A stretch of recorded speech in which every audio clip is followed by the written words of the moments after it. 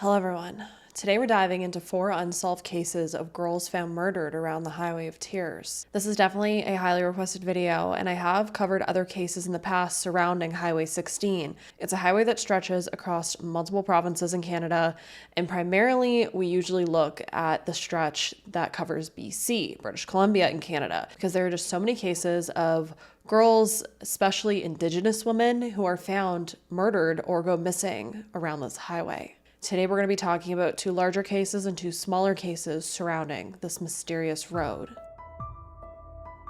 16-year-old Shelley-Anne Bacsu was born April 7th of 1967 to her parents Muriel and Sandy. She also had a brother a year older than her named Tim. Shelley was said to be a girl who was small in size but had a larger-than-life personality. Her mother Muriel saying, quote, "She was one of those girls who lit up the entire room when she walked in. She loved life and loved people, and she was very trusting of everyone," end quote. And it was that trusting nature that would lead to a lot of worry in the spring of 1983. After school on May 3rd of 1983, Shelley went over to her boyfriend's house at the Sunset Trailer Court in Hinton, Alberta. We often talk about British Columbia surrounding the Highway of Tears. However, Highway 16 does pass through Alberta, and most of this highway is very, very rural and remote. Hinton was quite close to Jasper National Park, as you can see here on the map, near the border of British Columbia. And Shelley's boyfriend's home was situated near Highway 16. Around 8 p.m., Shelley would call her mom from her boyfriend's trailer and let her know that she was about to head home and that a friend was going to drive her. She also asked her mother if she could make her some food. Muriel saying, quote, "Shelley-Anne called and told me she was coming home.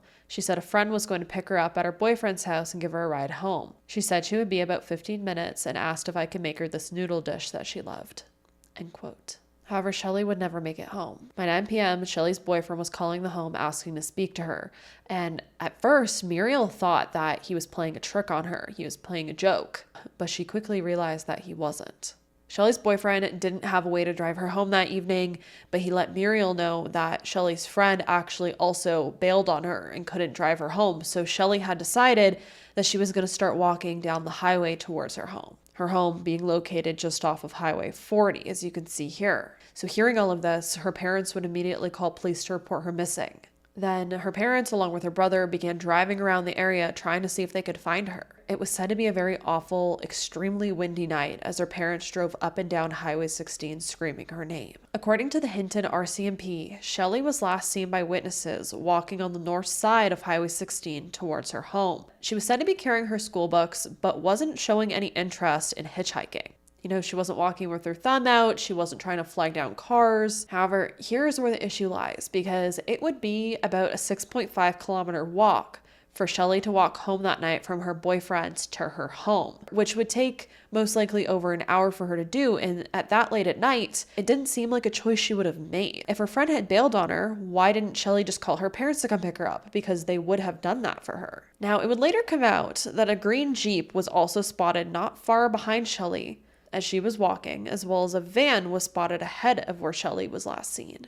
But hearing all of this information led her family to believe that something very bad happened to their daughter after she hung up that phone. Because as I said, if her friend wasn't able to pick her up, why didn't she call her parents to come get her? It just didn't make sense to them that she would decide to walk along the Highway of Tears. A few days later, items of Shelley's would end up being found alongside Highway 40, near the Athabasca River. A jacket, a bra, pantyhose, a student union card, along with a library book that Shelley had checked out earlier that day were also found. A smashed cassette tape would later be found along Highway 16, while along a leg of Highway 40, they would actually end up finding an envelope with Shelley's name on it. The finding of her undergarments was a very scary sign as to what may have happened to Shelley. I think it's also important to note that a majority of her belongings were actually found past her home. So if she had walked all that way, you'd think she would have went home. But no, her belongings were found past her home by the river. But other than those items, there was no signs of Shelley herself, and years would pass with no answers. Over time, police would have several persons of interest, however, no arrests have ever been made. And as more time would pass, the more upset the family would get. For around 10 years after the 15th anniversary of Shelley's disappearance, they did not hear once from police.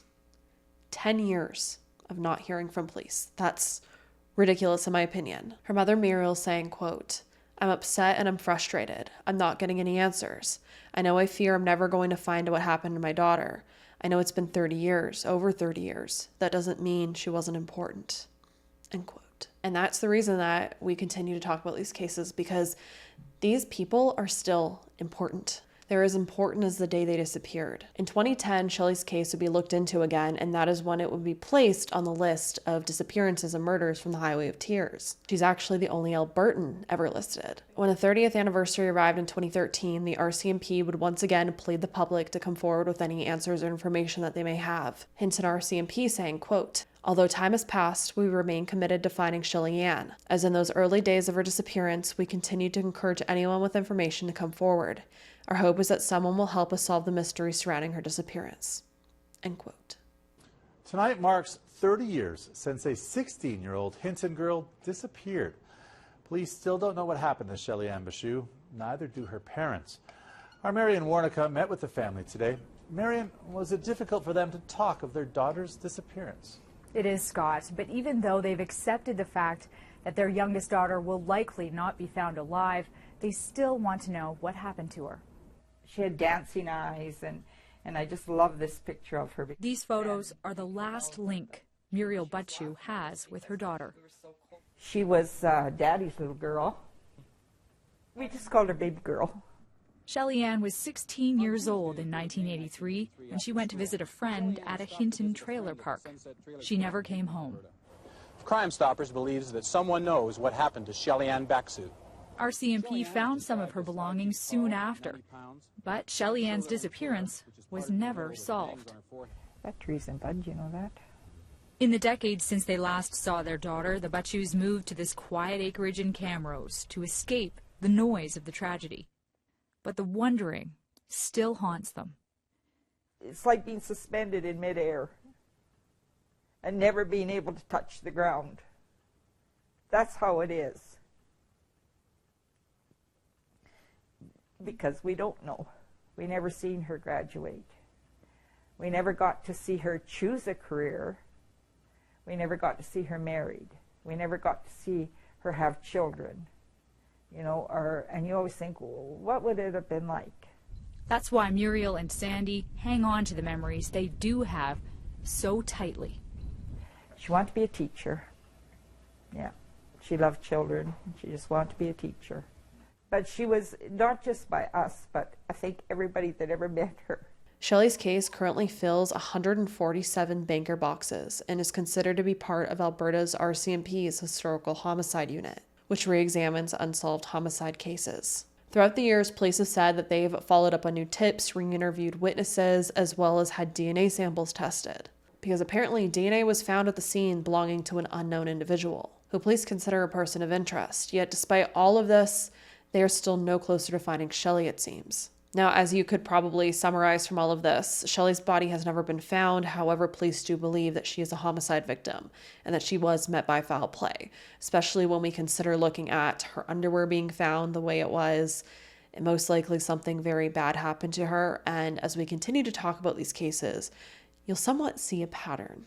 A really moving thing that Shelley's mother had to say was, quote, "She was our baby and the bright shining star of our lives. But that star was dimmed too soon. We'll never know what she could have been. She wanted to be a teacher, but she never got to graduate, or get married, or have children, or live the life she deserved. It was all taken from her. We have none of that because someone made a bad choice." End quote. And I think that is just such a moving thing to hear a parent say, because I often bring that up as well. And again, that's why it's so important to continue to talk about these cases and these people that have gone missing or have been murdered and their cases aren't solved. Because these are people that had dreams, they had goals, they had aspirations, and they had loved ones and family and friends that missed them. And when you really think about it, and these individuals never got the chance to do, you know, the traditional goals in life, if you want to put it that way. A lot of them never got to become adults or grow up. You know, graduate, fall in love, get married, have children, buy their first home. And that's extremely tragic. And it often makes me just think how lucky I am to just have what I do have. Because there are so many people out there who have had it all taken away from them. And for what? And then there's no justice on top of that. It's awful. At the time of her disappearance, Shelley was said to be 4 foot 11 inches tall and weigh between 80 to 90 pounds. She was reported to have been wearing a burgundy velour sweater, a burgundy and gray jacket, gray sneakers, blue jeans with a stripe down the leg, a green emerald ring and opal rings. Shelley would now be 53 years old if she is still alive somewhere out there. 24-year-old Alberta Gail Williams was described as a kind, loving, and gentle person from the Git and Yow band in British Columbia. Alberta lived a quiet life during her childhood. Her father, Lawrence, drove logging trucks, and her mother, Raina, stayed home to care for the children. By all accounts, they were a very close-knit family, who all thought Alberta was a little too trusting, and so they were always a little extra protective over her. Each spring, the Williams family would visit the coast, where Alberta's father was currently working as a fisherman there, and her mother would work at the canneries. They would eventually move from Git and Yow to Prince Rupert, a port city on the northwest coast where Highway 16 starts. Around that same time, Alberta's sister Claudia would end up relocating 1,500 kilometers away to Vancouver. So the family would often send the children down there so that they could attend school and they would get a better education than the small town that they were living in. Both sisters would eventually finish high school and began working, and soon started sharing an apartment in downtown Vancouver. Alberta and her sister Claudia were said to be very close, and they were sharing that apartment in downtown Vancouver when they decided that they wanted to have a change of scenery for the summer, and they wanted to go work a seasonal job out in Prince Rupert, like her parents always did. So the two sisters traveled back to Prince Rupert that summer to work at the BC Packers plant, a popular salmon cannery where they could work hard for a couple months and make some good money to bring home to Vancouver. Alberta was also looking forward to eventually starting a new job as a waitress, and she also planned to enroll in college when they returned to Vancouver. August 25th of that year, Claudia and Alberta decided that they were going to celebrate their last weekend in Prince Rupert by going over to a pub known as Bogey's Cabaret, or Popeyes, located at the Prince Rupert Hotel. The bar was located along 2nd Avenue West, which was also located on the route Highway 16 takes through downtown Prince Rupert. They had plans that night to hang out with a group of people that they actually had been working at the cannery that summer. Sometime that evening, Alberta would call her brother Francis on a payphone from the bar. Alberta wasn't known to be a partier or a drinker. However, that evening, she was letting loose, she was having some fun, and she wanted to celebrate with her loved ones before she had to go back to the city. According to Francis, his sister sounded happy and carefree that evening on the phone. Now, unfortunately, Francis wasn't going to be able to make it that night because he actually had a very early morning fishing trip planned with their father, and so he didn't want to be up all night and then be exhausted the next morning for that. So that would be the last time he would ever speak to his sister. According to Claudia, the bar was packed that night.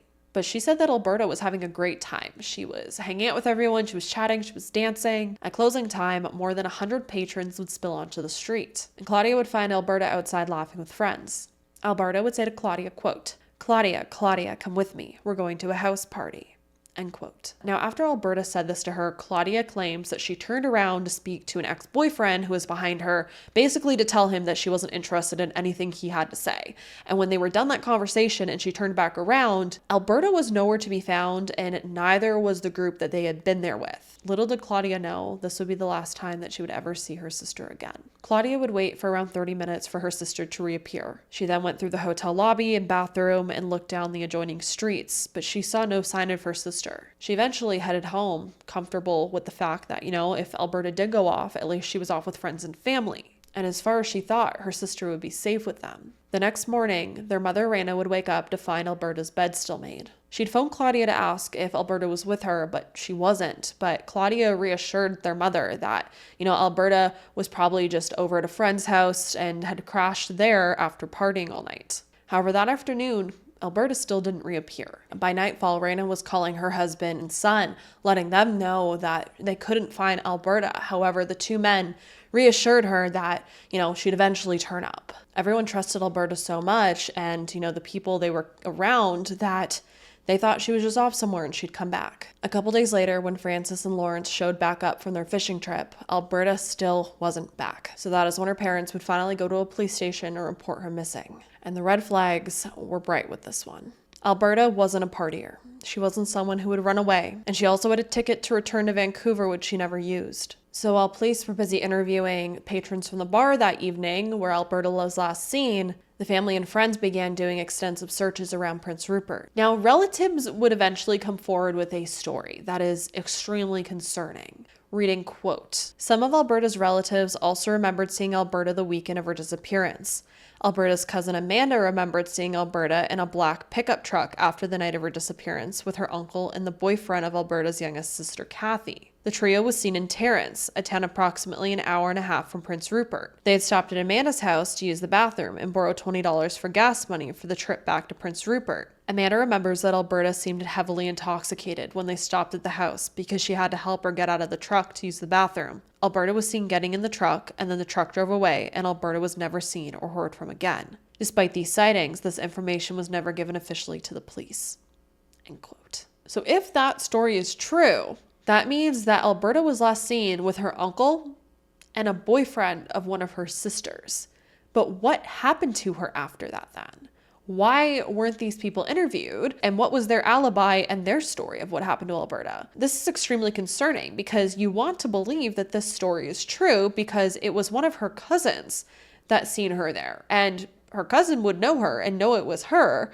And then saying that she was extremely intoxicated to the point she couldn't even get, in and out of the truck herself to go use the bathroom. This is a girl that was said not to be a partier or a drinker. And if she was seen the next day after her disappearance with family and she was extremely intoxicated still, that is a huge red flag to me. What was happening there? And what are these men's stories? And all of that information is even scarier and more concerning because of what would come out a month after her disappearance. On September 25th of 1989, Alberta's body would be found by hikers crossing a railroad track on the outskirts of Prince Rupert, 37 kilometers east near the Tyee overpass. She was said to have nothing on other than a blouse and a bra, and there were signs of a violent struggle. Autopsy would later show that Alberta had been essayed and then strangled. Claudia has made accusations that she knows exactly who killed her sister, referencing that there was a certain guy that had been bothering her all summer. He was harassing her and trying to get with her, even though she kept telling him over and over again that she wasn't interested in him. That night at the bar, she recalled that that certain guy was actually talking to Alberta. Now, I honestly don't know what to think with this because if she was last seen with an uncle and a guy that was a boyfriend to one of her sisters, and then Claudia is thinking it's this whole other guy that was bothering her all summer, it's just concerning overall. It makes me wonder if they don't believe the story from the cousin, but then again, why would the cousin lie? And the cousin would know Alberta, and if they were family, she would know Alberta, so it's not like she would have, mistaken her for someone else. So I really don't know what to believe with that, but it's been decades and police still haven't solved this case. That's 2 young women, girls, found near the Highway of Tears that have allegedly or assumingly been essayed and either have not been found or found murdered. It's very concerning. In July of 2017, Alberta's brother would make a memorial cross at the site where her body was found as a place that they could go remember her and hopefully it could spread awareness on her case. Who did this to such a sweet young woman who had so many dreams coming up? She wanted to go to college. She was going to start a new job she was excited for. She was right about to leave town, and someone took that away from her. 14-year-old Monica Ignas was born February 19th of 1960 and grew up in Houston, British Columbia, a forestry, mining, and tourism town in the Bulkley Valley of the northern interior of British Columbia with a population of around 3,000 people. Note that this town is also along Highway 16. Monica's family would eventually relocate to an unincorporated community off Highway 16 called Thornhill in 1973. Monica was described as a quiet grade 10 student who wasn't known to hitchhike. On December 13th of 1974, around 11 p.m., Monica would last be seen walking by herself along Highway 16 in the direction of her house. She was said to be wearing a blue wool duffel coat, blue socks, and brown wallaby-style shoes. However, she would never make it home that night. 4 months later, on April 6th, her body would end up being found 6 kilometers northeast of Terrace, off a densely wooded service road known as Selger. Her body was found decomposed and partially clothed. Autopsy would show that Monica had been strangled to death by her own clothing. Again, a third case where the girl is found partially clothed, and in 2 of these cases, they were strangled. Now, thankfully, 2 witnesses would end up coming forward and report to police that evening they had seen a vehicle with a male driver in it with a young girl in the passenger seat that was pulled over on the side of the road on the night that Monica disappeared, which has led a lot of people to speculate if a young girl could have been used to lure Monica up to the car, Because if Monica was going to hitchhike for some reason that night, even though she was never known to, if she's seen a young girl in the car, it might have made her feel more comfortable and have made her trust the man then. So it makes me wonder, could there have been a killer out there using a young child, possibly a young girl, maybe their own or one that they had kidnapped, to lure other young girls off? Because honestly, a young girl would be even more compelling for another young girl to get into the vehicle than even if it was a woman in the car. It would make, a young girl feel more comfortable seeing a girl around her age in the vehicle. But could this have been a ploy to kidnap other young girls? I think it's possible. But then that makes me wonder, could the girl in the vehicle also have been a victim? That's just so scary. I also couldn't find the type of vehicle that the two witnesses reported to have seen. If you guys could find that, let me know down below. But I have covered 2 other cases where there was a red sports car involved, which I just keep looking through these cases, wondering if I'm going to find another one. And it gives me the chills if so. And it makes me wonder if there is a bigger pattern here. Now, I couldn't find any description of Monica, but as you can see, she had blonde hair and often wore glasses. Micheline Pare was born March 2nd of 1952 and grew up in the Montreal area of Quebec. However, when she was around 18 years old, she spent some time in the Hudson Hope area of British Columbia, an area 167 kilometers northwest of Dawson Creek. Micheline was last seen hitchhiking throughout the area, which as we know back then seemed to be a very, very common occurrence, which nowadays seeing all these cases piled up is just so scary. The amount of especially young women and young girls that would hitchhike and then just vanish. According to police records, 2 women would come forward claiming to have picked Micheline up that day and dropped her off at the gates of Thompson Ranch on Highway 20, which was between Fort St. John and Hudson's Hope. Now, looking at the map, I didn't see any Highway 20 as it was stated, but I did find a Highway 29 that runs along there between Fort St. John and Hudson Hope. So I don't know if the highway changed over the decades or if it was just miswritten in the articles. But my best guess it is what is now Highway 29, at least, that she was last seen on or allegedly was last dropped off near. On August 8th of 1970, a group of people who were off picking berries along the highway, approximately 21 kilometers away, would discover Micheline's body. Autopsy would show that she had been beaten with a blunt weapon, and although her body was too badly decomposed to confirm, police also believed that she had been assayed. Police would circulate a photo of Micheline throughout the area in order to generate leads or information. However, no arrests have ever been made. Despite her going missing and her body being found around 300 kilometers north of the Highway of Tears, Highway 16, her murder is still considered to be part of the Highway of Tears mystery. Micheline Pare was said to be 5'4" with brown hair and wearing blue flare cords when she went missing. Let's take a good look at Monica, Micheline, Shelley, and Alberta one more time. These are 4 cases of young women and teen girls who are all thought to have been assayed, who are all thought to have been murdered. In 2 cases, we have strangulation, and a third we have, being beaten with a blunt object, and in the 4th, we still don't have a body. But there is a strange pattern between these 4 cases. However, in some of these cases, it seems like there may be suspects of sort that maybe we're close to these individuals. But do you have any information on these cases that I didn't cover here today that I didn't find? Let's chat about it down below. And if you have any information on who violently took the lives of these 4 girls, these 4 young women, please say something. Please come forward. I'll have the authorities to contact in each case below. And as always, my heart goes out to these families. I truly hope that they can get answers. Time is just passing so quickly with cases like this that happened decades and decades ago that I am truly hoping that they get answers before everyone in these cases, all of their loved ones, their family, their friends, pass on as well. That's what's so hard about these cases that are older. You want to try to get some justice and some closure before their loved ones pass on. And I truly hope that does happen in these cases. But as I said, some of these cases seem to have suspects, but then in the other cases, it really makes me wonder, because every single one of these cases, there is SA or suspected SA. Could it be multiple different individuals traveling on this highway, multiple different serial killers? Or could it be the same person? It's all very concerning. There are one too many of these cases. They are all extremely scary. And this is just 4 of many, many, many others. So if there are any other cases from the Highway of Tears that you want me to cover, let me know down below. I will write them down. And as I said, my heart goes out to these families. I truly hope you get answers soon. As I always say, I hope you stay safe out there. Lock your windows and doors. Please, please, please don't hitchhike. I still see people commenting that it's still a common thing in some of these small towns.